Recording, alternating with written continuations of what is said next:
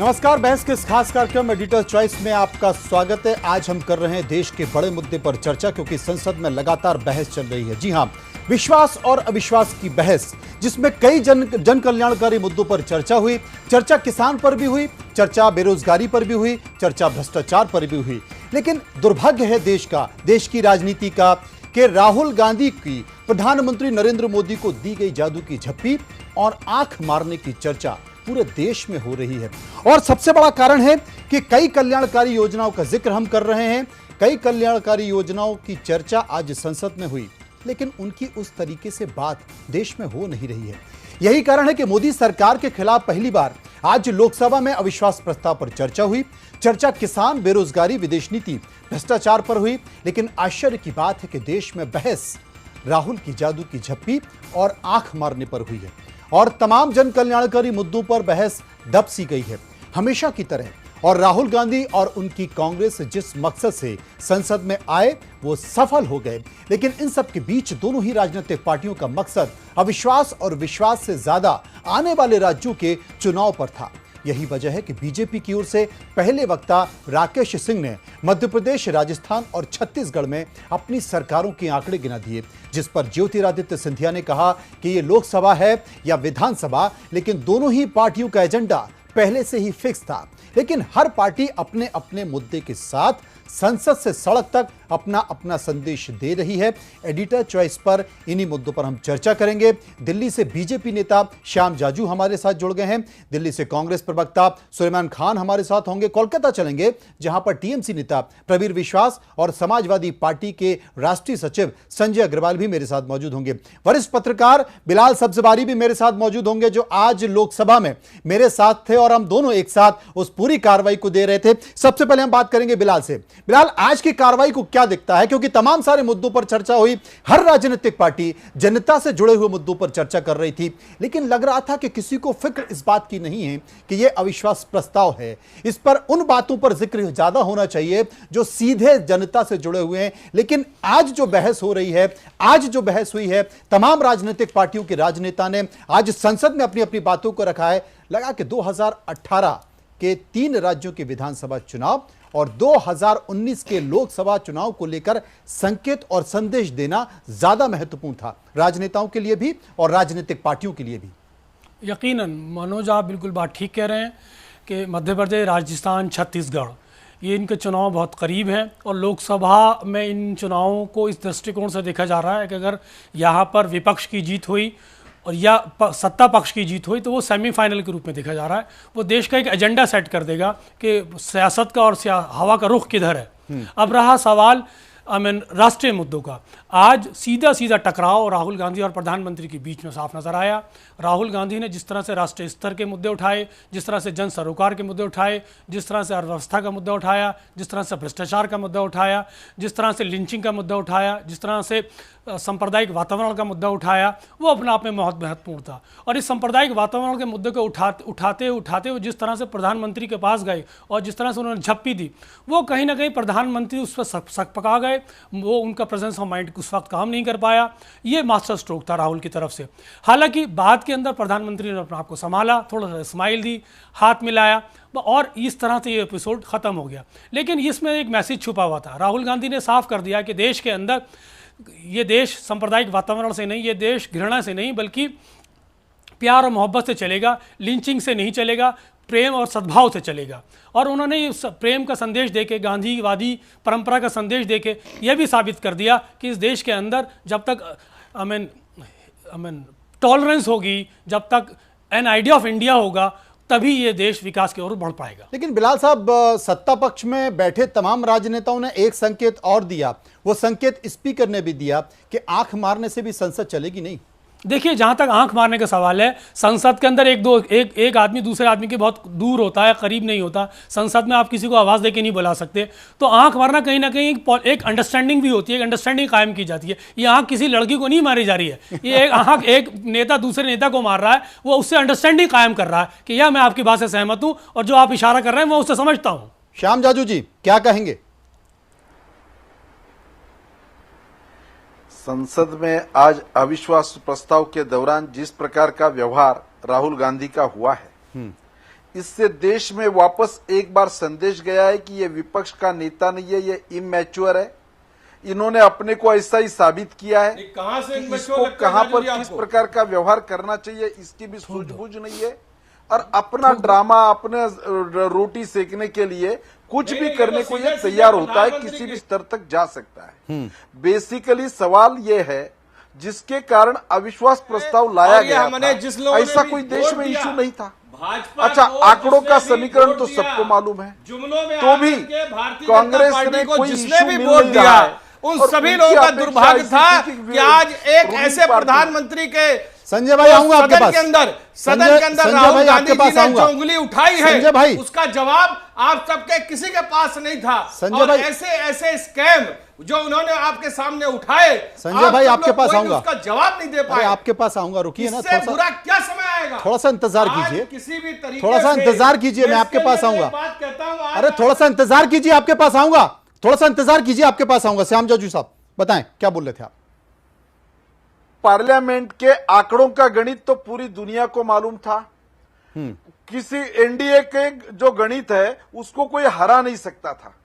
Congress party का स्वार्थ यह था कि उनके साथ जो लोग उनके के साथ जुड़े हैं और वो जो यूपीए के साथ है ऐसा कह रहे हैं, उनकी लॉयल्टी चेक करने के लिए ये कांग्रेस पार्टी की जरूरत थी कि कौन हमारे साथ खड़ा रहता है, कौन बाइकआउट करता है और कौन निकल जाता है, ये उनको देखना था। अपने व्यक्तिगत स्वार्थ के लिए पूरे देश के पार्लियामेंट का इतना टाइम खराब करना और अपने व्यक्तिगत एजेंडे के लिए यूज करना, यह प्रयोग कांग्रेस ने किया, पर यह प्रयोग पूरी तरह से असफल हुआ। आज कोई भी वो कॉन्क्रीट आरोप नहीं कर पाए और ओवरऑल परफॉर्मेंस में पूरे देश ने उनका तमाशा देखा है। और राहुल गांधी ने तो आज कुछ करना ही नहीं छोड़ा, उसके बाद उनका चेहरा ही उतर गया, उनके भी ध्यान में आ गया सुलेमान साहब जो बात नहीं करनी, सुलेमान साहब जो करना चाहते थे वो नहीं कर पाए, जो ठोस मुद्दे उठाने थे वो ठोस मुद्दे उठा नहीं पाए, ये तमाम सारी चीजें। और राहुल गांधी ने आज जो किया उसकी तो कल्पना ही नहीं की जा सकती, ऐसा बीजेपी का कहना है। नहीं, जहां तक सवाल मनोज भाई, जहां तक सवाल है राहुल गांधी, मेरा सवाल सुलेमान जी से, मेरा सवाल सुलेमान जी से। अच्छा, सुलेमान जी अभी जुड़े नहीं है। संजय अग्रवाल साहब आप बताएं। देखिए, आज पिछले 4 साल से, अब तो 5वां साल चल रहा है, अब तो चुनाव बिल्कुल नज़दीक है, चुनाव प्रचार भी राकेश सिंह जो सदन में बयां कर रहे थे वो भारतीय जनता पार्टी का चुनाव प्रचार था, ना कि उपलब्धियां थी। वो किसी तरीके से बताना चाह रहे थे कि देखिए हमने जो जुमले और जो डायलॉग हमने अच्छे अच्छे लगाए हैं उन डायलॉग से क्या हुआ है, जबकि धरातल पे भारतीय जनता पार्टी का 4 साल का काम विदेश भ्रमण के अलावा और बड़ी बड़ी जुमलेबाजी के अलावा सिर्फ शून्य रहा है और कहीं कुछ नहीं रहा है। और जिस तरीके से आज राहुल गांधी जी ने 15 लाख का मुद्दा उठाया, आज तक 15 लाख के जुमले का जवाब भारतीय जनता पार्टी दे नहीं पाई है। जिस तरीके से उन्होंने बताया कि 2 करोड़ का वादा था, 2 करोड़ का वादा था रोजगार देने का, आज उन्होंने रोजगार भत्ता उत्तर प्रदेश में समाजवादी पार्टी अखिलेश यादव जी का दिया हुआ वो खत्म कर दिया और सिर्फ 4 लाख आदमी को इस देश के अंदर अभी तक रोजगार दे पाए हैं। इससे ज्यादा जितनी भी चर्चाएं हैं वो सब सिर्फ जुमलेबाजी है, गलत है और कुछ नहीं है। आज जैसे उन्होंने बताया कि नोटबंदी के ऊपर आज देश की जनता को मैं बताना चाहूंगा, क्योंकि मैं व्यापारियों का भी नेता हूं और समाजवादी पार्टी का भी नेता हूं, देश हित में जनता के लिए हमेशा काम करने वाला हूं। मेरे पास जो इंफॉर्मेशन है ये इंटरनेशनल कॉन्स्पिरेसी में आती है, ये आप देख लीजिए। छोटा सा पहले को उदाहरण देता हूं, फिर और पूरी बात गहराई में बताता हूं आपको। आज आप जेट के किसी भी फ्लाइट को बुक करना चाहें तो ये सिर्फ मास्टर कार्ड और वीजा कार्ड से ही आप जो है इसको बुक कर सकते हैं। हमारे भारत देश का रुपए उस पर काम नहीं करता है। ये सब क्या हो रहा है भारत देश के अंदर? एक तरफ स्वदेशी की बात करते हैं, एक तरफ भीम ऐप की बात करते हैं और रुपए हमारा इस देश का चलता नहीं है। क्यों? ये नोटबंदी इसलिए हुई कि जो इंटरनेशनली जो कैशलेस का ऑर्गेनाइजेशन बना हुआ है उस ऑर्गेनाइजेशन का के अंडर में मास्टर कार्ड और वीजा कार्ड आता है और भारतवर्ष से पैसा हजम करने के लिए मास्टर कार्ड, वीजा कार्ड को लाभ पहुंचाने के लिए इस भारत देश के अंदर मुख्य कारण था, जिसकी वजह से नोटबंदी की गई। राष्ट्रीय और अंतर्राष्ट्रीय मुद्दे आप बाद में उठाते रहना। मेरा सवाल आपसे यह है कि आज के अविश्वास प्रस्ताव पर जो कुछ हुआ उसमें राहुल गांधी के साथ साथ आपके नेता भी तो बोले हैं, उनका भी तो जिक्र कीजिए। उनको भूल रहे हैं आप, राहुल गांधी को अपना नेता मान रहे हैं। दूसरा मेरा सबसे बड़ा सवाल है कि विपक्ष का आखिर कारण क्या था आज के अविश्वास प्रस्ताव में? आपको जब पता था कि सत्ता पक्ष के पास संख्या बल है तो आखिर आप क्या करना चाहते थे? आज हमारे नेता अखिलेश यादव जी है, राहुल गांधी नहीं है हमारे नेता। हमारे तो नेता आप तो चर्चा राहुल गांधी के बखान कर रहे हैं, राहुल गांधी ने ये किया, राहुल गांधी ने, मुलायम सिंह भी तो बोले हैं, उनके बारे में जिक्र कीजिए ना। बहस के ऊपर आ रहा हूं। आज मोदी जी ने कहा मुलायम सिंह आपके नेता नहीं है क्या? चाय बेचो। आज देश का दुर्भाग्य है, मुलायम सिंह आपके नेता है या नहीं, ये बताइए। से हमारे छोटे छोटे व्यापारी इस देश के अंदर लाखों व्यापारी जो व्यापार करते थे उसको भी मल्टीनेशनल ने, चायों जैसी तमाम कंपनियों ने आके अधिग्रहण कर लिया। और इस भारत देश के अंदर जो चाय 5 रुपए मिलती है, 2 रुपए मिलती है, 10 रुपए मिलती है, बढ़िया से बढ़िया चाय, जो पकोड़े सस्ते मिलते हैं, वो भी आज चाय 200, 250, 300 रुपए की बिकने लगी इस देश के अंदर। इससे ज्यादा देश का क्या दुर्भाग्य होगा? अच्छा, मैं आपको बताना चाहता हूं कि नोटबंदी इस देश का बहुत बड़ा गलत फैसला था। और इसके बाद आज हमारा दुर्भाग्य नहीं, इस देश की जनता का दुर्भाग्य नहीं है तो क्या है? आज एक हमारे देश का जो गौरव होता है, जो विश्व में हमारी पहचान होता है, वो हमारे आदरणीय प्रधानमंत्री जी किसी प्राइवेट संसद में जिस तरीके से अपनी बातें रखी जा रही थी, लग नहीं रहा था, लग रहा था चुनावी भाषण चल रहा है, आप भी भाषण दे रहे हैं।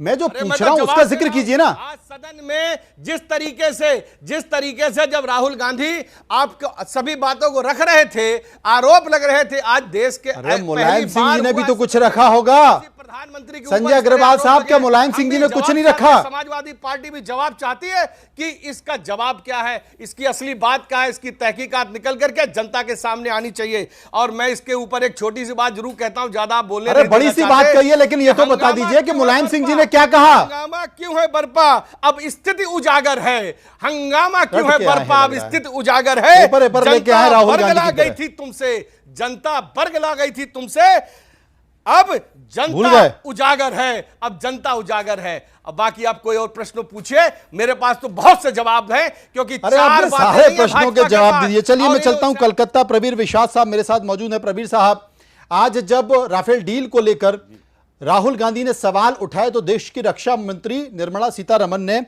अपना जवाब दिया। उसमें टीएमसी के सांसदों ने कहा कि संसद में गोपनीय दस्तावेज या गोपनीय इस तरह की चीजों का जिक्र नहीं किया जाता, यह संसद के कार्रवाई का उल्लंघन है। इस पूरे मसले पर आज जो चर्चा चल रही है, टीएमसी के नेताओं ने भी अपनी बात रखी है। मकसद क्या था? सरकार इस पूरे अविश्वास प्रस्ताव में जीत रही थी, क्या मकसद था? आपका मकसद बताएं। नहीं, पहले तो मनोज जी देखिए, अविश्वास क्या होता है वो समझना पड़ेगा। आंकड़ों सिर्फ अविश्वास नहीं है। अविश्वास कहाँ होता है? जब उत्तर प्रदेश में ऑक्सीजन के अभाव में बच्चे मर रहे होते तो उनके माँ बाप का जो आंसू है वो अविश्वास है।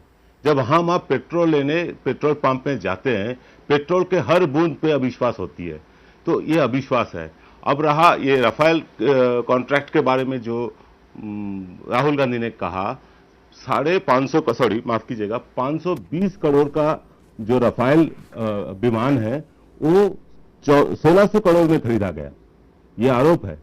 और इसके ऊपर हमारे रक्षा मंत्री ने वो एक दस्तावेज दिखाए, वो दस्तावेज दिखाना चाहिए क्या नहीं, सदन में ये इसके बारे में चर्चा होनी चाहिए कि नहीं, ये तो सदन की बात है, ये हम बता नहीं सकते। लेकिन ये गोपनीयता भी एक चीज होती है।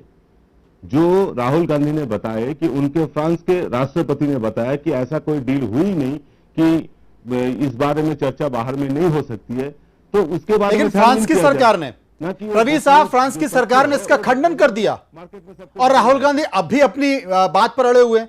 फ्रांस की सरकार ने कहा कि ऐसा कुछ नहीं हुआ और राहुल गांधी अब भी अड़े हुए हैं। वो कहते हैं कि आनंद शर्मा मेरे साथ थे, डॉक्टर मनमोहन सिंह मेरे साथ थे। जी, यही तो हकीकत है।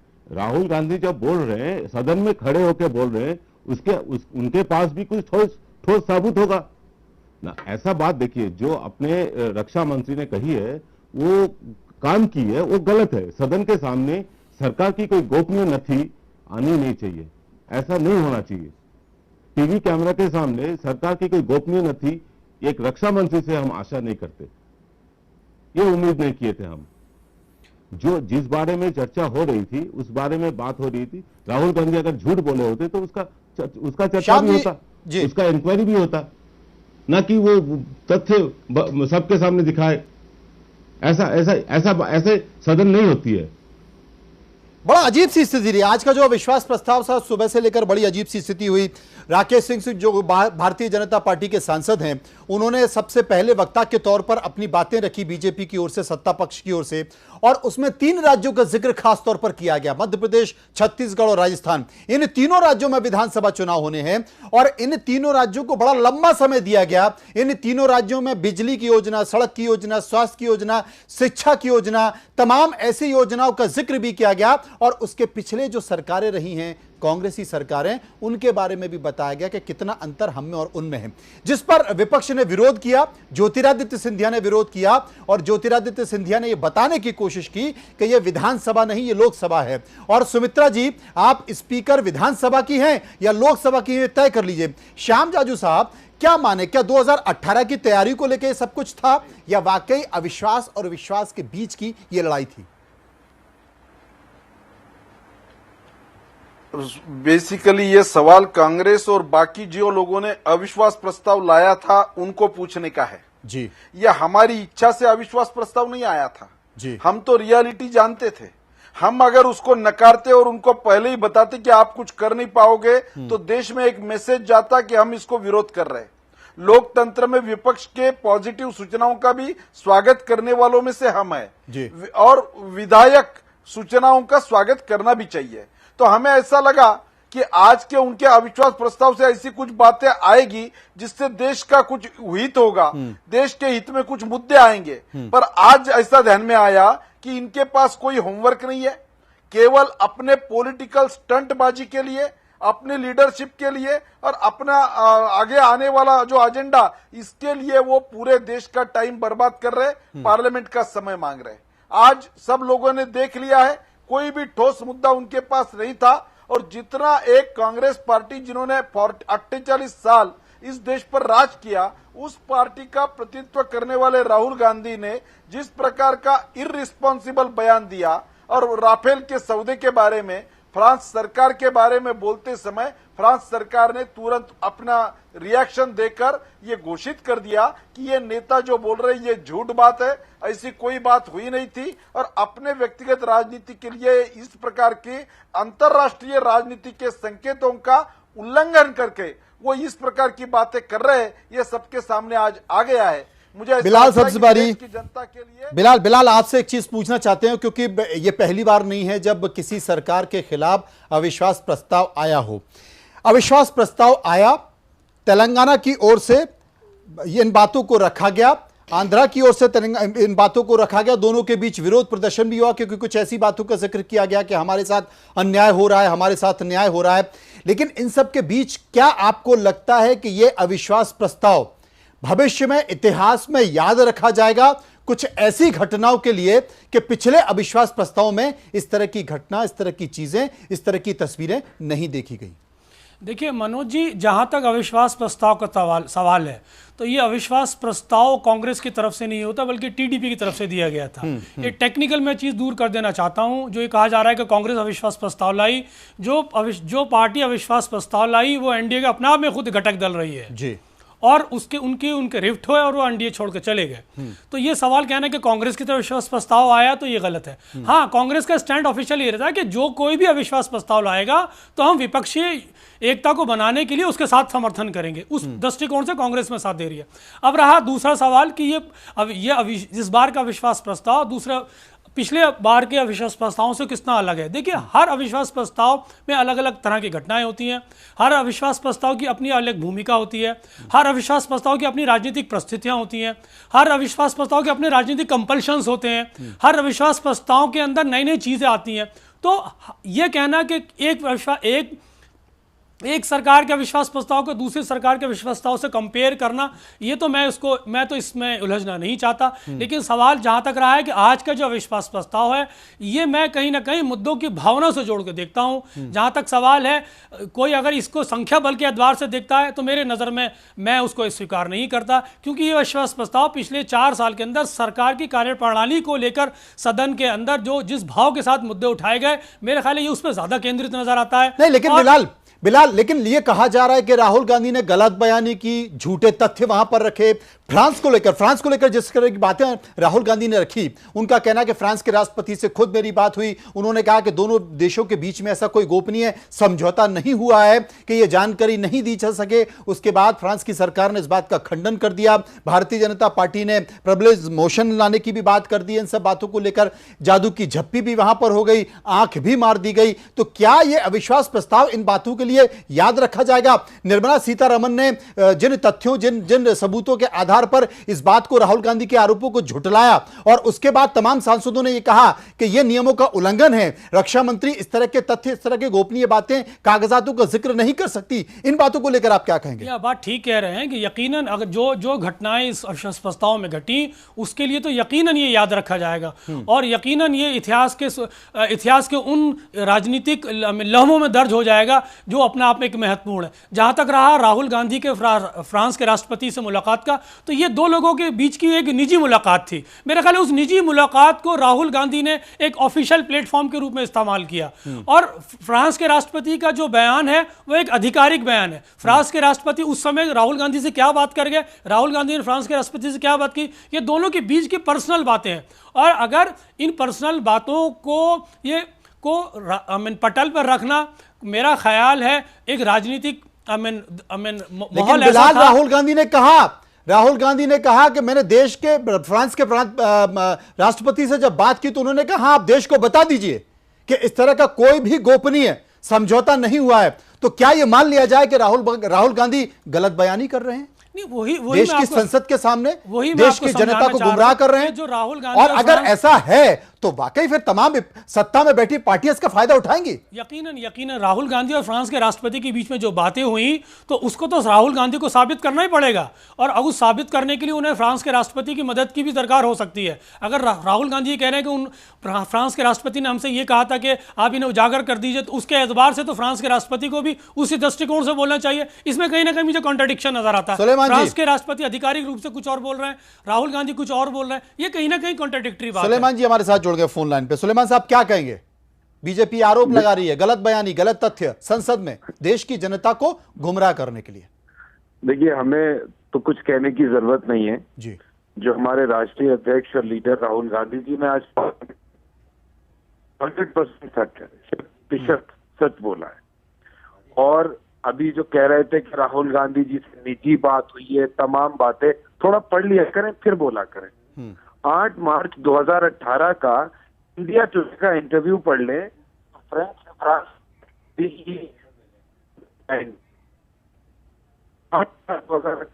नोट कर ले, किसी को शक हो तो लिंक भेज दूंगा। सुलेमान जी आपकी आवाज साफ नहीं आ रही है, आपके फोन लाइन का भी नेटवर्क नहीं मिल रहा और इसमें बीजेपी का कोई हाथ नहीं है। संजय अग्रवाल साहब जी, गलत बयानी का आरोप राहुल गांधी के ऊपर। देखिए, मैं सिर्फ एक श्याम जाजू जी बैठे हैं भाजपा के उपाध्यक्ष, मैं इनसे सिर्फ ये जानना चाहता हूँ, ऑफिशियली जानना चाहता हूँ कि ये जो उन्होंने आरोप लगाया राहुल गांधी जी ने राफेल डील का, तो ये HAL के साथ जब 520 करोड़ रुपए पर जहाज की चर्चा जब बातचीत हुई थी, तो ये 1600 करोड़ रुपया प्रति जहाज की ये नई दूसरी प्राइवेट कंपनी के साथ ये डील करने का क्या सरोकार बनता है? श्याम जाजू इसका जी, कोई वाइफरकेशन है आपके पास तो कृपया हमको बताइए। श्याम जाजू जी, 2008 में कांग्रेस ने जो डील शुरू की थी, 8 साल में कांग्रेस उसमें कुछ कर नहीं पाई। देश की सुरक्षा के लिए जो राफेल का सौदा होना आवश्यक था, ये मिलिट्री की तरफ से भी मांग थी, कांग्रेस क्यों कर नहीं पाई? उनका डील क्यों नहीं हुआ? इसका जवाब कांग्रेस को देना पड़ेगा। और जब ये सरकार एनडीए की सरकार आई तो उन्होंने फास्टली इतने साल का पेंडिंग का मसला पूरा कर दिया। अगर ये करप्शन का मामला था तो आज तक कांग्रेस के कोई एमपी ने ये पार्लियामेंट में क्यों नहीं उठाया? 44 एमपी का प्रतिनिधित्व करने वाली कांग्रेस पार्टी, देश के विपक्ष की पार्टी इतना इर्रेस्पॉन्सिबल व्यवहार करती है कि जिसमें इतना बड़ा घोटाला है और ये आरोप भी करने लायक नहीं बचे। नहीं श्याम जाजू साहब, ऐसा नहीं है, मैं इसका जवाब देना चाहूंगा मनु जी। इसके पहले ये मुद्दा उठता रहा है मनु जी, इस पे मैं कुछ और कहना चाहूंगा। उनका ये कहना है कि आखिर क्या कारण है कि 600 करोड़ से सीधा 1600 करोड़ रुपए राफेल की डील, जहाज की डील हो गई। कायम है, ऐसी कोई बात नहीं हुई नहीं और है। फिर ऐसी कंपनी को कर दिया, ऐसी कंपनी इतना को होने के जिसका बावजूद पिछला भी कोई इतिहास ये नहीं प्रवक्ता है। हमें पूछेंगे मैं साहब, स्वयं गया अरे था इतनी पिपाया हिम्मत है तो पोर्ट देश के गुजरात सामने में, ये इशू जहां बढ़ाकर पर बोलते ये हैं, आंदोलन नवनिर्मित करते हैं, ये लोगों के फैक्ट्री सामने बनी लाते है। हैं। हमने आज तक भ्रष्टाचार के विरोधी लड़ाई हमने लड़ी है और कांग्रेस का पर्दाफाश करने का काम हमने किया है। आपके पास तो 4 साल में एक भी आरोप करने लायक नहीं मुद्दा चल रहा नहीं था। है। पिपाया पोर्ट से लगी हुई जो वो फैक्ट्री बनी है महाराज, उसमें कुछ नहीं था। एकदम से नई कंपनी जिसमें 10-15 ट्रांजैक्शन घुमा करके उसको ये ठेका भैया काहे दिया? कृपया बताओ इसको, काहे दिया 4 ठेका? साल में एक भी आरोप नहीं कर सकी है कांग्रेस पार्टी और अरे विपक्ष के कांग्रेस लोग। कर पाई नहीं कर पाई। भारतीय ये जनता संजय पार्टी की अग्रवाल ये और जो समाजवादी सरकार पार्टी चली है, आपसे निवेदन प्रधानमंत्री करके हाथ छोड़िए, जोड़ करके एक जनता भी का मंत्री रुपया पर है, आरोप नहीं है। हमारे सबके टैक्स आरोप का रुपया प्रत्यारोपों से है, विकास की व्यापारियों को जो राजनीति देश नहीं से होती है। साफ करने की आपको योजना with बनी, proof बोलना छोटे पड़ेगा। लघु अगर उद्योगों ये को सही है, इस तो देश पार्लियामेंट में में किसने रोजगार रोका था जिससे आपको सृजित बोलने होता के था, लिए? करोड़ों लाखों लोग इस देश के, जहां हमने जिसके लिए कहा था 1995 में कि अगर यहां पर हो जाए घर घर व्यापार, हर घर व्यापार, घर घर उद्योग, हर घर उद्योग, जो सोने के चिड़िया इस देश के अच्छे लोग समाज से भी देखते हैं। आप भी मेरे साथ गुजरात गए थे, स्टार्टअप ग्रीन गुजरात में, मैं चीफ गेस्ट था, आप स्पेशल गेस्ट थे मेरे साथ में। आप हमारे एक सराहनीय कार्य देख चुके हैं श्याम जाजू जी। मैं ये जानना चाहता हूं कि जहां पर 1 साल पहले, 1.5 साल पहले पिपाया पोर्ट में कुछ नहीं था, उसी फैक्ट्री को आपने 520 का कैसे 1600 करोड़ रुपया कर दिया? अब इससे 45,000 करोड़ रुपया का देश को नुकसान हो रहा है। हम कह रहे हैं हमको कुछ नहीं पता, हम राहुल गांधी नहीं, हम संजय अग्रवाल हैं, लेकिन हमको भी तो बताओ, हम इस देश की जनता हैं, बता दो, हम आम आदमी हैं, हम पूछना चाहते हैं। देखिए यही इसीलिए विपक्ष ने अविश्वास प्रस्ताव लेकर आए थे। अविश्वास प्रस्ताव जब लेकर आए तो विपक्ष को पता था श्याम जी कि वो हारेगा, लेकिन वो चाहता था कि देश में बहस हो और कम से कम बोलने का मौका मिले, देश इस बात को जाने और सरकार सदन में खड़े होकर कम से कम जवाब दे, जो कि जवाब नहीं देती। ऐसा आरोप विपक्ष का है। कोई जवाब हो तो दे ना भैया। सरकार तो जवाब देगी। पूरा अभी देश मोदी देख जी रहा है का इस- भाषण होने वाला है पार्लियामेंट में। जी, सवाल चर्चा का नहीं है, चर्चा को कोई डर नहीं रहा है। देश के इतने उच्च सदन का जिसके हर मिनट का पैसा खर्च होता है, ये पैसा कोई सार्थक काम में लगे, ये सवाल है। अगर सही कॉन्क्रीट कुछ आरोप होते तो आज बोल के बताते। एक भी आरोप दिन में वो कर नहीं पाए, जो भी बोले वो झूठ था। और जनता जिसमें देख कोई रही है जाजू जी, तथ्यों जवाब का, दीजिए, मुद्दे की बात कीजिए, तथ्यहीन सब्जेक्ट आरोप से भटकिए और नहीं। पूरे देश या में तो वो कहिए कि तमाशा आपको देख लिया है। इन्फॉर्मेशन सब नहीं है, विपक्षों आप गलत की बैठ गए चर्चा में हम क्रेडिबिलिटी लोगों के खत्म हो सामने। गई आज, या तो आप उनकी इसका विश्वासार्हता जवाब दें, खत्म हो गई है। या तो ये इसका देश का authentic समय जवाब बर्बाद दें। कर रहे हम हैं। जवाब इनके चाहते पास हैं कोई सोच कि नहीं ये है, कोई bifurcation विजन बताएं नहीं है, इसका। अपने पास कोई कार्यक्रम नहीं है। सब लोगों को इकट्ठा लाने का हमको तो बताएं, इस प्रकार के इसका ये विपक्ष मत विरोध के कैसे इतना आधार पर इकट्ठा हो गया, सब लोगों को कैसे इकट्ठा इतना कर लिया। परिव्यय हो गया कहीं इसका? का ये कुंबा, तो कहीं चर्चा का कर लो रोड़ा कम और से कम। भानुमती ने कुंबा तोड़ा। 45,000 इस पर करोड़ रुपए देश का की मामला जनता है, कभी वोट हम भी नहीं जानना करती। चाहते हैं। केवल 2.5 लाख निगेटिविज्म रुपया के आधार तो पर वोट फोरफिट नहीं कर दिया करती। आपने, देश की तमाम जनता को 15-20 पॉजिटिव उद्योगपतियों विकास का, चाहिए नीरव और मोदी भाग इसीलिए गए। जब से लेकिन नरेंद्र आपको कम मोदी से जी कम देश कुछ के बताओ, प्रधानमंत्री नोटबंदी तो बने, तुमने कर ही दिया। जिन राज्यों में सब चुनाव हुए जिसका कच्चा सभी पक्का था, जगह सब पक्का भारतीय हो गया। जनता पार्टी अब की जीत लेकिन हुई ये है तो बताओ और भैया, आज लोग उनको सबसे ज्यादा अप्रिशिएट कर रहे हैं। सुलेमान साहब, अब भी सरकार ये कह रही है, सरकार से जुड़े लोग कह रहे हैं कि विपक्ष के पास कोई आरोप नहीं है कि 4 साल में वो सरकार के ऊपर लगा सके। डील का ताल्लुक है मनोज भाई। मेरी आवाज आपको मिल रही है? सुलेमान जी, आपकी आवाज मिल रही है, बताएं। हाँ, अभी कह रहे थे कि प्राइवेट कॉन्वर्सेशन था और ये बताना नहीं था। मेरा सिर्फ ये कहना है कि मैं या मेरे लीडर राहुल गांधी जी ने जो कहा है उसको जो आपको बोलना है बोले। मेरे राष्ट्रीय अध्यक्ष राहुल गांधी जी ने जो आज पार्लियामेंट में बोला है वो 100% सच बोला है। ये इस बात से भी बात प्रूव होती है कि 8 मार्च 2018 को ई मैक्रॉन फ्रांस के प्रेसिडेंट ने इंडिया टुडे मैगजीन को एक इंटरव्यू दिया है। वो इंटरव्यू छपा हुआ है, कोई कहेगा मैं उसका लिंक भेज दूंगा। 8 मार्च 2018 को इंडिया टुडे को मैगजीन को इंटरव्यू देते हुए फ्रांस के राष्ट्रपति मैक्रोन जी ने कहा कि सीक्रेसी पैक्ट है, लेकिन इंडियन गवर्नमेंट अपोजिशन पार्टीज को राफेल डील की डिटेल दे सकती है, हमें कोई आपत्ति नहीं। और हमने आज शाम को भी प्रेस कॉन्फ्रेंस करके सारी डिटेल दी है। तो ये बात कहना कि आप डिस्क्लोज नहीं कर सकते, ये सरासर झूठ है। ये फ्रांस के राष्ट्रपति ने खुद कहा है इंडिया टुडे को इंटरव्यू देते हुए। सेकंड, जो डेसॉल्ट कंपनी है, डेसॉल्ट एविएशन, जो जहाज सप्लाई कर रही है जी, उसने अपनी एनुअल फाइनेंशियल रिपोर्ट 2016 में जहाज की कीमत खोल दी है, और उसने इजिप्ट को और कतर को भी जहाज बेचा है 2015 में, और 16 में हमसे एग्रीमेंट हुआ है। तो हमें जो जहाज बेचा है राफेल डील, उसका भी, राफेल जेट, उसका भी एक कीमत खोल दी है अपनी एनुअल जनरल रिपोर्ट में। तो सीक्रेसी कहाँ रही? सरकार इससे बच क्यों रही है? निर्मला सीतारमण जी क्यों इतना आज परेशान हो रही थी? उसकी वजह यह है कि 17 नवंबर 2017 को उन्होंने प्रेस कॉन्फ्रेंस में रक्षा भवन में ये कहा कि हम बता देंगे राफेल जेट का कीमत क्या है, और उसके बाद अब वो कहती हैं कि हमें नहीं बताना है। एमओएस डिफेंस में 2016 में नवंबर में एक सवाल के जवाब में ये कहा कि जहाज की कीमत, राफेल जेट हम 36 जहाज ले रहे हैं, पार्लियामेंट्री क्वेश्चन में कहा हम 36 जहाज खरीद रहे हैं और एक जहाज की कीमत 670 करोड़ रुपए है। एक्चुअली वो गलती से 670 करोड़ उन्होंने कहा, वो 1670 बताना चाहते थे, क्योंकि अगर 670 करोड़ है, 36 जहाज 60,000 करोड़ के कैसे होंगे, समझ नहीं आता।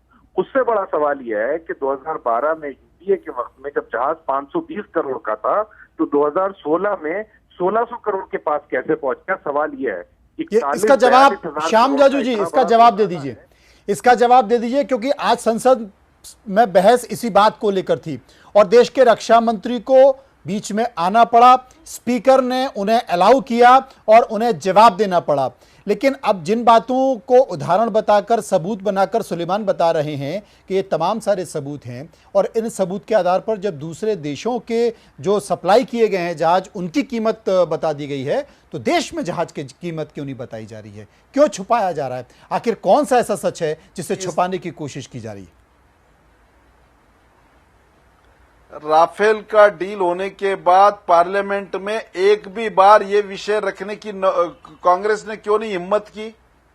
आज जब कोई इशू नहीं मिल रहा है तो इस प्रकार के आंकड़े में लोगों को गुमराह करके देश की जनता इतनी भोली है क्या कि जो डील आपने 13-14 साल कर नहीं पाए, वो डील ये सरकार ने तुरंत कर दी।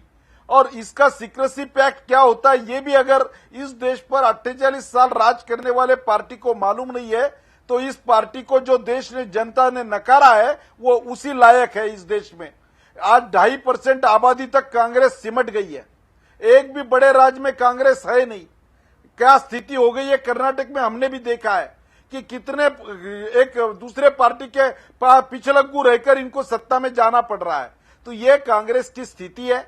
अगर सही आपके पास ठोस कुछ आरोप होता तो आपने इसके पहले क्यों नहीं उठाया? सुलेमान जी, संसद में उठाया, इसके पहले क्यों नहीं उठाया? संसद में क्यों नहीं बात हुई? मुझे लगता है कई बार हुई है। मैं बोलूं भैया कुछ? नहीं, मैं बोल दूंगा इस पर। सुलेमान जी से सवाल है, उसके बाद संजय जी के पास आता हूं। संसद में हमेशा उठता रहा है इशू। सुलेमान जी आदमी है। हेलो जी, हेलो जी जी, आपकी आवाज आ रही, बताएं। हाँ, श्याम जाजू जी तो बहुत सीनियर आदमी है, नेशनल सेक्रेटरी है भाजपा के। उनसे मुझे ये उम्मीद नहीं थी कि वो ऐसी बात कहेंगे, लेकिन क्योंकि ये राफेल डील पे तो हम बहस चाहते थे। कितनी बार कांग्रेस पार्टी ने कहा है कि राफेल डील पे बहस करिए। भाजपा की मोदी सरकार राफेल डील पे डिबेट से भाग रहे थे। नो कॉन्फिडेंस मोशन मूव हुआ कि देश के जो भी अहम मुद्दे हैं उस पर सरकार जवाब दे। उसमें राफेल डील भी थी, आज इन्हें जवाब देना पड़ रहा है। हम पहले दिन से ये सवाल उठा रहे हैं, पिछले 1.5 साल से ये सवाल उठा रहे हैं। तो सितंबर 16 में ये डील साइन हुई, राफेल एग्रीमेंट हुआ राफेल डील का, हम तब से उठा रहे हैं। जाजू जी, अपनी थोड़ी जो आपकी मेमोरी है, याददाश्त है, उसे आप भ्रष्ट, आप भूल रहे हैं बहुत सी बातें, या छुपाना चाह रहे हैं, जानबूझ के भूल रहे हैं। कांग्रेस पहले दिन से उठा रही है और हर मुद्दा उठा रही है। सरकार घिर चुकी है, चाहे वो राफेल डील हो, चाहे नौजवानों को नौकरी हो, चाहे किसानों का डिस्ट्रेस हो, चाहे दलित एट्रोसिटीज हो, चाहे इकोनॉमी का बदहाल हो, हर चीज पे भाजपा की सरकार घिर चुकी है और लोग उनसे जवाब मांग रहे हैं। श्याम जाजू जी, एक चीज मैं आपसे पूछना चाहता हूं कि जब राहुल गांधी प्रधानमंत्री नरेंद्र मोदी की झप्पी लगे, उन्होंने उनको गले लगाया, पता नहीं गले लगे या गले पड़ गए, ये तो विश्लेषण की बात है, लेकिन जब वो गले लगे तो उसके बाद हर कोई सदन में हंसने लगा, चाहे वो सत्ता पक्ष का हो, विपक्ष का हो, कई लोग तालियां बजाने लगे, यहां तक कि स्पीकर सुमित्रा महाजन भी मुस्कुराने लगी, हंसने लगी और बात आई गई होगी। 4-4.5 घंटे बाद स्पीकर सुमित्रा महाजन को यह याद आया कि यह गलत हुआ है और उसके बाद मर्यादाओं की बात की जाने लगी। तो आखिर 4-4.5 घंटे बाद क्यों उसी समय सुमित्रा महाजन जो कि स्पीकर हैं, उन्होंने इस पर आपत्ति क्यों नहीं जताई? क्या उन्हें ब्रीफ किया गया, बताया गया कि गलत हुआ है?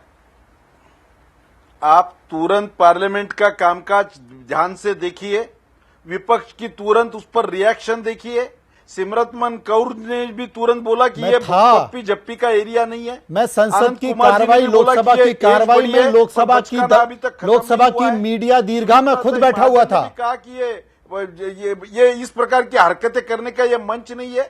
देश में विपक्ष को प्रतिनिधित्व करने वाले श्याम जाजू जी, वहां पर कहां पर श्याम जाजू जी करना चाहिए, श्याम जाजू जी, देश को अपेक्षा है। श्याम जाजू जी, मैं खुद मौजूद था लोकसभा की उस कार्रवाई में, मैं खुद मौजूद था, मीडिया की दीर्घा में बैठा हुआ था। स्पीकर महोदया ने आपत्ति नहीं की, उन्होंने नहीं कहा कि यह मर्यादा का उल्लंघन है। 4 घंटे बाद कहा गया। हां, हरसिमरत कौर ने जरूर कहा, उन्होंने आपत्ति दर्ज की। तुरंत इस प्रकार की रिएक्शन शुरू हो गई थी। मोदी जी जगह पर बैठे थे, मोदी जी क्या करते, ये अपनी जगह से उठकर वहां पर जाके आ रहे हैं। तो इस प्रकार का व्यवहार आज तक पार्लियामेंट में किसी ने किया नहीं था। ये विपक्ष के नेता को शोभा नहीं देता है। नहीं, लेकिन स्पीकर ने इस पर कई घंटों बाद प्रतिक्रिया क्यों दी? उसी समय आपत्ति दर्ज करनी थी। मुझे लगता है कि संसदीय कार्य मंत्री और बाकी लोगों ने उन्हें अलग से ब्रीफ किया होगा, गलत हुआ है, यह मुद्दा बनना चाहिए। श्याम जी, कौन कितने बजे कैसे रिएक्ट हुआ ये अलग बात है। जो हुई बात ये निंदनीय है, ये अशोभनीय है, ये वहां पर नहीं होनी चाहिए थी, इसकी वहां पर उम्मीद नहीं थी। और देश जिनको चलाने का दायित्व है उनसे इस प्रकार की अपेक्षा नहीं है। सुलेमान जी, क्या ये होना चाहिए था? क्या ये जरूरी है, या ये नाटकीय अंदाज राहुल गांधी का माहौल बनाने के लिए, ये बताने के लिए कि अब वो नहीं रहे हैं जो भारतीय जनता पार्टी या विपक्ष के लोग उन्हें पुकारते रहे? मनोज भाई, 2-3 बातें हैं, बहुत जल्दी से मैं कहूंगा जी। देखिए, पहली बात तो मनोज भाई, हम लोकतंत्र में हैं, डेमोक्रेसी में हैं। यहाँ पर एमएलए, एमपी, मंत्री, मुख्यमंत्री, प्रधानमंत्री, केंद्र मंत्री, तमाम लोग होते हैं। ये डेमोक्रेसी है, जनता का तंत्र है, जनता वोट देके करती है, बादशाहत नहीं है, राजा नवाबी रॉयल कोई फैमिलीज नहीं रूल कर रही है। प्रधानमंत्री जनता के प्रतिनिधि हैं, केंद्र सरकार को हेड करते हैं। राहुल गांधी विपक्षी दल के अध्यक्ष हैं, मुख्य विपक्षी दल के, कांग्रेस पार्टी के। अगर राहुल गांधी जी ने प्रधानमंत्री को गले लगा दिया तो इसमें कौन सा प्रोटोकॉल है भाई? इसमें क्या बात है? और आंख मार दी वो प्रधानमंत्री कोई बादशाह है कि उनके पास नहीं? और गले लगाने के बाद जो आंख मारी है वो सुलेमान जी, उसका भी जवाब देता हूं। पहले तो ये गले लगाने पे जो आपत्ति है उसका जवाब दे रहा हूं मैं आपको जी। और सुमित्रा महाजन जी ने 4 घंटे बाद प्रतिक्रिया करी। मैं कहता हूं अगर वो फौरन भी करती तब भी यही सवाल होता कि प्रधानमंत्री को गले लगाना क्या ऐसी बात है भाई? तो इसका मतलब वो तो खास आदमी है, वो तो राहुल जी को नामदार कहते हैं और अपने आप को फकीर कहते हैं, तो वो तो खुद को नामदार समझते हैं। और राहुल जी ने मोहब्बत का संदेश दिया है। वेंडेटा, रिवेंज, जो नफरत के खिलाफ जो कांग्रेस की और राहुल गांधी की लड़ाई है वो प्यार की है, वो हमने आज संदेश दिया। आप देखिए आज सोशल मीडिया पे पूरे देश में लोगों ने उसे कितना पॉजिटिवली लिया है और ये उन्हें आईना दिखाया है कि सियासी इख्तिलाफ होने के बाद भी, अपोजिशन होने के बाद भी हम आपसे नफरत नहीं करते हैं। आप नेम कॉलिंग करिए, हमें नफरत करिए, लेकिन हम आपसे जारी करेंगे, मुद्दों पे बहस करेंगे। और आज वो शर्मिंदा है, उनकी नजर में शर्म थी। श्याम जाजू जी अपने दिल पे हाथ रख के कहिए कि आज आप लोग शर्मिंदा हैं या नहीं है, नर्वस हैं या नहीं है? सुलेमान जी, गले लगाने के बाद जो आंख मारी गई उसके बारे में तो बता दीजिए। देखिए, ऐसा है कि बहुत सी चीजें ऐसी होती हैं जो मान लिए राहुल गांधी जी ने आग भी मार दी, अपने किसी मेंबर ऑफ पार्लियामेंट से कोई बात कही, किसी को नहीं मालूम राहुल जी ने और उनके सहयोगी मेंबर ऑफ पार्लियामेंट ने क्या बात करी जिससे उन्होंने आंख मारी। प्रधानमंत्री जी तो बहुत सी बातों पे जिसपे उन्हें नहीं हंसना चाहिए था, संजीदा रहना चाहिए था, ठट्टे मार मार के हंस रहे थे। इस पे तो कोई सवाल नहीं उठा रहा है। वो तो पता है किस बात पे हंस रहे थे और किस तरह मजाक उड़ा रहे थे। राहुल जी ने अपने बराबर कोई मेंबर ऑफ पार्लियामेंट थे कांग्रेस पार्टी से, उनसे कोई मजाक करा, आंख मारी, अब उसको बताया जा रहा है कि आंख मार दी तो गैर संजीदा थी, नॉन सीरियस थी। और प्रधानमंत्री क्या कर रहे थे, भाजपा के लोग कैसे इंटरजेक्शन कर रहे थे, जब जय शाह के बारे में बताया जा रहा था चीखे मार रहे थे, उस पर कोई नहीं बोलेगा। तो इसलिए पैमाना भाजपा को अपने गिरेबानों में पहले झांकना चाहिए, फिर राहुल जी के या कांग्रेस के बारे में। असल में श्याम जाजू जी और उनकी पार्टी को ये आंख गोली की तरह लगी है। क्यों श्याम जाजू जी? कि प्रधानमंत्री को झप्पी ली और उसके बाद आंख मारी, और आंख जो है कुछ गोली की तरह लगी है जी। देश के उच्च सदन में बैठने वाले लोग कितने इररिस्पॉन्सिबल व्यवहार करते हैं, ये पूरे देश ने देखा है कि इतनी बिलो डिग्निटी का व्यवहार, इस प्रकार का आंख मारने का व्यवहार, इस प्रकार का झप्पी देने का व्यवहार, और इधर विपक्ष का नेतृत्व कर रहे हैं, ये पूरे देश ने देखा है। अब कांग्रेस पार्टी के प्रवक्ता को दूसरा चारा नहीं है। कितनी भी बुरी बात गांधी परिवार का आदमी करे तो उसका तो समर्थन इनको करना ही पड़ेगा। जिस पार्टी एक परिवार के आधार पर चलती है और एक परिवार का ही आदमी उसका नेतृत्व कर सकता है, उनकी भली बुरी बात कहने का साहस कांग्रेस पार्टी के प्रवक्ता से मेरी उम्मीद भी नहीं है। सवाल यह है, पूरे देश की जनता ने जो तमाशा देखा है, जो सियासी ड्रामा देखा है, और इससे जिस प्रकार की उनका श्रेय लेने की होड़ लगी है, गलत हुआ तो भी उसका समर्थन करने की जो ये है, इसका देश की जनता न्याय करने वाली है। चलिए प्रवीण विश्वास साहब, आपसे पूछ लेता हूं, झप्पी लेने के बाद फिर आंख मारना, इसे किस रूप में देखते हैं तमाम ऐसी दूसरी पार्टियां जो संसद में मौजूद है? देखिए आज के दिन मनोज जी ये देखिए, ये एक सूझबूझ प्लानिंग है मेरे हिसाब से, क्योंकि देखिए किसी को आंख मारना या किसी को झप्पी लगाना गैर कानूनी तो है नहीं। तो इसको मुद्दा बना के मेन मुद्दों से हम लोग हट रहे हैं। मेन मुद्दा है रफाल विमान को आप 520 करोड़ की जगह 1600 करोड़ में क्यों खरीदे। इस मुद्दे से बचने के लिए अब ये शाम जी लोग ने क्या किए, आंख मारना चालू कर दिए, आंख मारने का इशू ला दिए, झप्पी लगाने का इशू ला दिए। ये सब गलत है। आप मेन मुद्दे पे आइए। आज पेट्रोल डीजल की कीमत इतनी क्यों है, ये जवाब देना पड़ेगा आपको। आप झप्पी लेके पड़े हुए हैं। अब गैस की कीमत कहां है आप सोच सकते हैं, डबल से भी ज्यादा हो गई है। इसके बारे में बात कीजिए। गरीबी के बारे में बात कीजिए। महाराष्ट्र में किसान क्यों मर रहे उसके बारे में बात कीजिए। वही तो संकट है। बेरोजगार तो क्यों है, 4 लाख रोजगार हुई है 8 करोड़ की जगह, इसके बारे में बात कीजिए। अब हमेशा झप्पी के लेके बात कर रहे हैं, अब मुद्दों से क्यों हट रहे हैं। अब बीजेपी वाले के पास कोई मुद्दा है नहीं, जवाब है नहीं। वो अभी झप्पी में लगे हुए हैं, वो अभी आग पे लगे हुए हैं। यही तो संकट है कि वैश्वसा प्रताप में कई सारी बातें हुई, किसानों को लेकर बातें हुई, रोजगार को लेकर बातें हुई, भ्रष्टाचार को लेकर बातें हुई, जन कल्याणकारी बहुत सी बातें योजनाओं की थी उनको लेकर बात हुई, लेकिन झप्पी और आंख मारना ये राष्ट्रीय मुद्दा हो गया है और पूरे देश में सिर्फ इसी पर चर्चा हो रही है। अग्रवाल साहब, आप क्या मानते हैं? देश के प्रधानमंत्री को झप्पी और उसके बाद आंख मारना। मैं कहना चाहूंगा, पहले तो क्लियरिफिकेशन कर दूं, मेरी अपनी राय दे दूं जो सदन में घटा जी।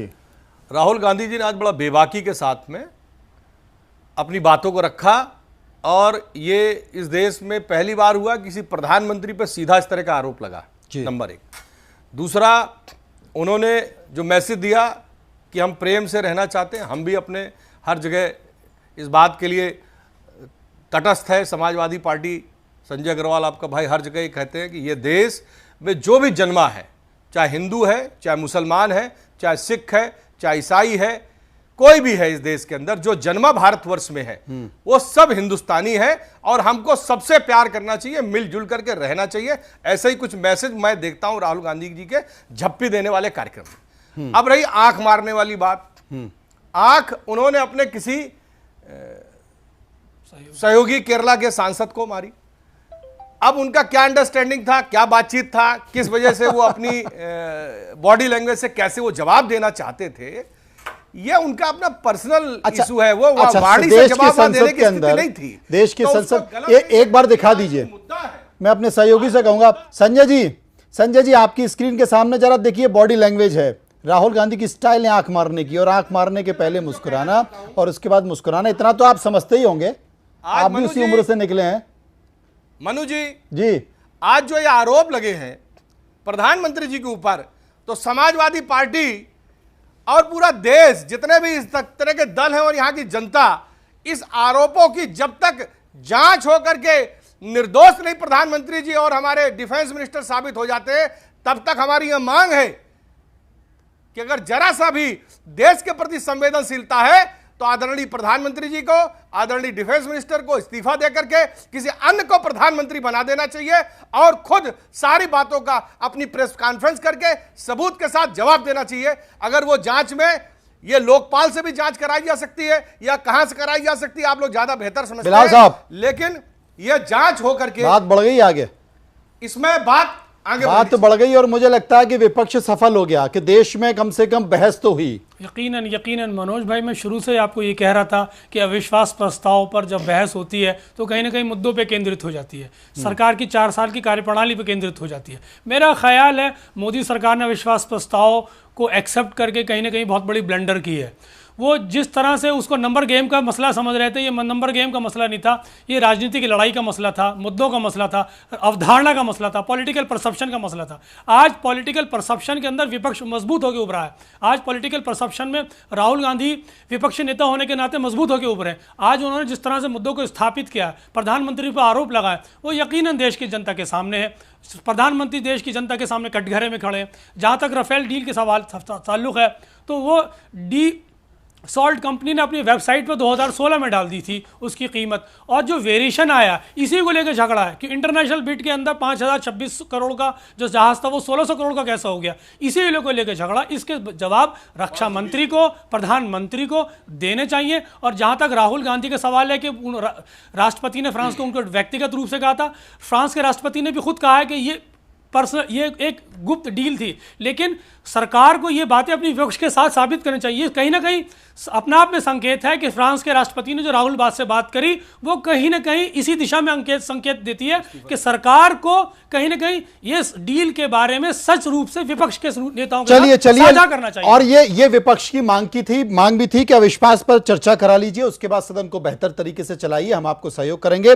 दोनों की बात करीब करीब मान भी ली गई, लेकिन अब तमाम सारे मुद्दों के बीच यह भी देखना होगा कि सदन चलता है कि नहीं चलता, या सदन हंगामे की भेंट चढ़ जाएगा। लेकिन विपक्ष जहां पर सफल हुआ, सत्ता पक्ष भी संकेतों में, संदेशों में 2000 का बात को लेकर, 2000 के चुनाव को लेकर, 2019 की पूरी लकीर खींचने को लेकर भी अपना संदेश देने में सफल हुआ है। लेकिन आगे आने वाले समय में देखना होगा कि आखिर सड़क से संसद तक का संदेश सभी राजनीतिक पार्टी और उनके नेताओं का क्या जाता है और क्या नहीं। सभी मेहमानों का मैं चर्चा करूंगा। फिलहाल खबरों के सफर में इतना ही, और बाकी की खबरों के लिए फिर से संसद।